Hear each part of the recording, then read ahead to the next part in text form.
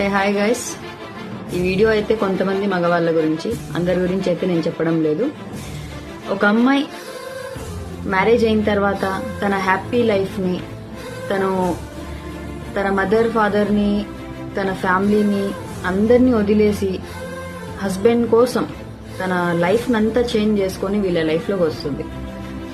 ఇప్పుడున్న జనరేషన్లో అమ్మాయి జస్ట్ వైఫ్ గా మాత్రమే కాదు, మదర్ గా కావచ్చు, జాబ్ హోల్డర్ గా, మనీ సంపాదించడంలో కావచ్చు, ప్రతి దాంట్లో కూడా స్ట్రాంగ్ గానే ఉంది.